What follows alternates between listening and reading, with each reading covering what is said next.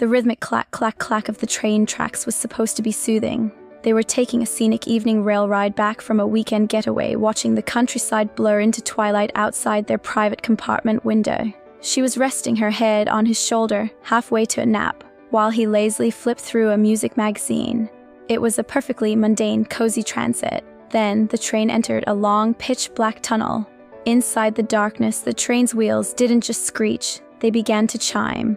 The metallic rattling transformed into a deep, echoing bass line that reverberated right through the floorboards.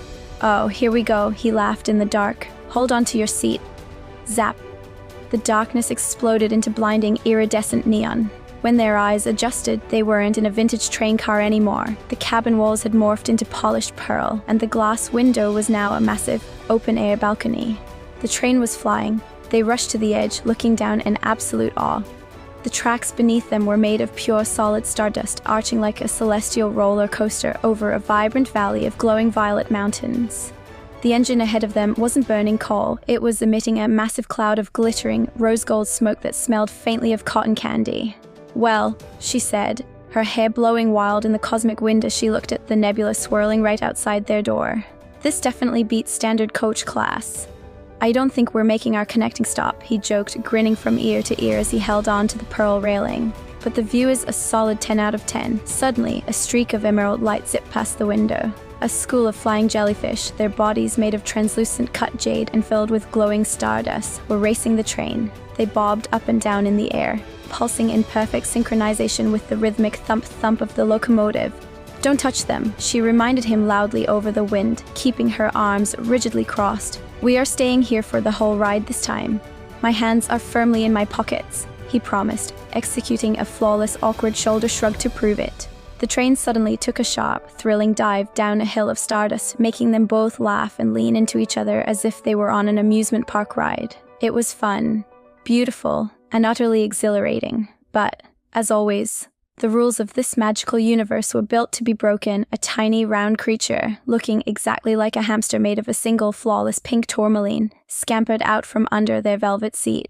It had a little glowing conductor's hat perched precariously between its ears. It let out a tiny, high-pitched squeak, lost its grip as the train swayed, and began rolling like a marble straight toward the open balcony edge. "The conductor!" she cried out.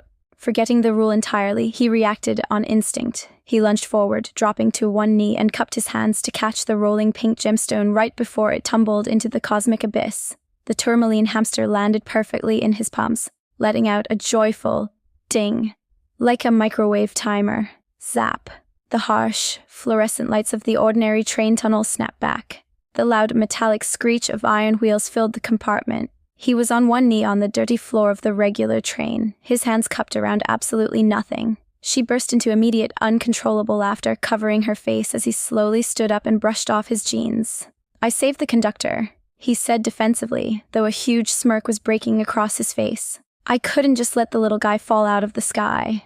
"You're a hero," she giggled, pulling him back down onto the seat next to her and looping her arm through his. "A portal-breaking hero."